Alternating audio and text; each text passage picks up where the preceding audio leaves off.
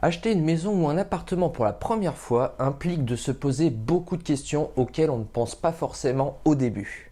Alors, quelles sont les étapes à respecter pour une recherche fructueuse? Bonjour à tous, je suis Jocelyn Offreville, le conseiller le plus cool de Puteaux. C'est décidé, le moment pour vous est arrivé de vous lancer dans votre premier achat immobilier. Félicitations! Cette démarche est un véritable ascenseur émotionnel, partagé entre excitation et inquiétude. Je vais vous apporter des conseils pour mettre toutes les chances de votre côté, juste après ça.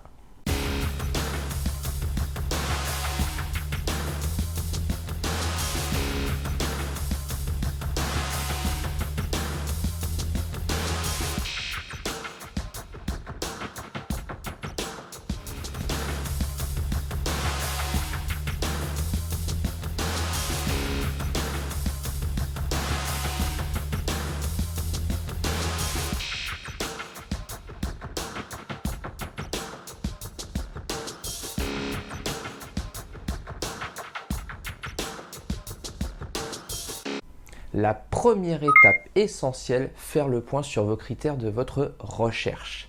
Établissez une liste de critères précis permettant d'imaginer votre logement idéal.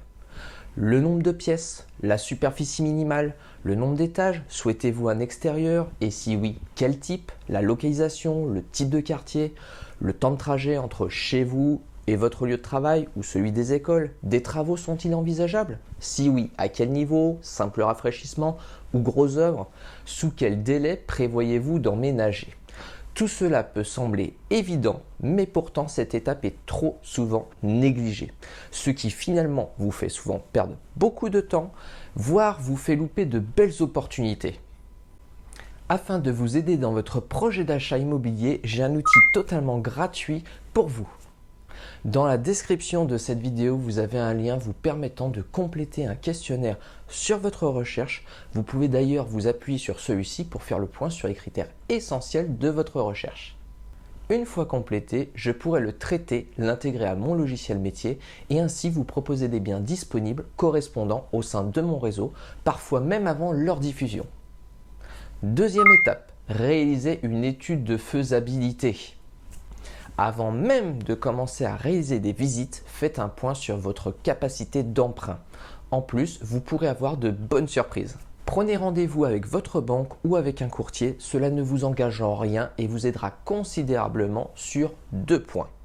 Vous aurez une idée précise du budget sur lequel porter votre recherche et gagnerez ainsi beaucoup plus de temps.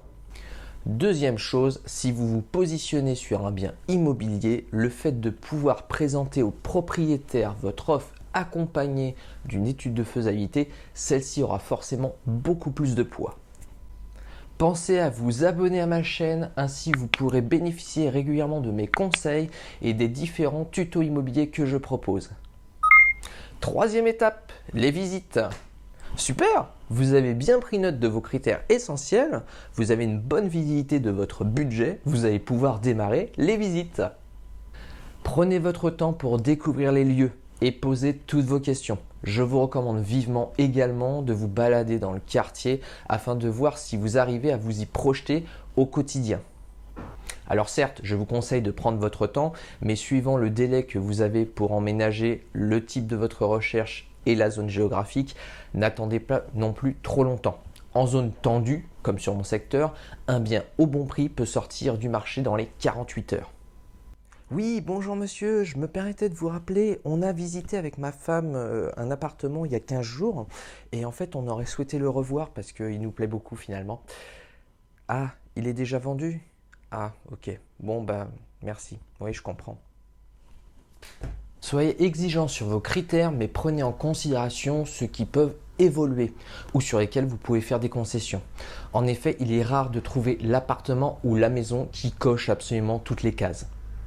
Pour vous donner une image, souvent le marché immobilier va vous proposer des ronds, mais vous souhaitez un carré. Il faut donc savoir arrondir les angles pour trouver finalement le bien qui va vous correspondre. Quatrième étape, l'offre d'achat. On y est, voilà un nouvel étage du fameux ascenseur émotionnel. Vous avez trouvé le logement qui vous convient et vous avez décidé de faire une offre d'achat. Deux solutions s'offrent à vous. Vous faites une offre au prix et vous vous donnez plus de chances pour ne pas vous faire doubler par un autre candidat. L'autre option est de proposer une offre inférieure au prix proposé et tenter une négociation. Une fois les parties d'accord sur le prix de vente et les conditions, le propriétaire pourra signer votre offre, ce qui l'engage avec vous. Cinquième étape, le compromis. Il s'agit d'un contrat qui reprend toutes les clauses de la vente, à savoir bien entendu le prix, mais également les délais et les éventuelles clauses particulières. À l'issue de cette signature, le vendeur est donc engagé à vous vendre son bien et vous à l'acheter. Vous disposez néanmoins d'un délai de 10 jours durant lequel vous avez la possibilité de revenir sur votre décision et annuler la vente. Ensuite, vous disposerez d'un délai d'environ 14 jours pour déposer votre dossier à votre banquier, comptez entre 45 et 60 jours pour valider et obtenir votre offre de prêt. Le notaire que vous aurez choisi s'occupera de remplir toutes les formalités, vérifiera les documents et rédigera l'acte authentique. Sixième étape, la signature finale. La veille de celle-ci, vous réaliserez avec votre conseiller immobilier une dernière visite du logement afin d'effectuer le relevé des compteurs et vous assurer que tout est en ordre. Puis, rendez-vous chez le notaire pour relire tous les documents, vérifier les identités de chaque partie et enfin signer votre achat immobilier. Félicitations, vous êtes propriétaire! Vous avez apprécié cette vidéo? Je vous invite à cliquer sur le pouce en l'air. N'hésitez pas à continuer de m'adresser vos messages, vos commentaires ou vos suggestions pour de prochains sujets. Je vous retrouve prochainement pour un nouvel épisode et en attendant, je vous dis à très bientôt sur cette chaîne. Ciao ciao!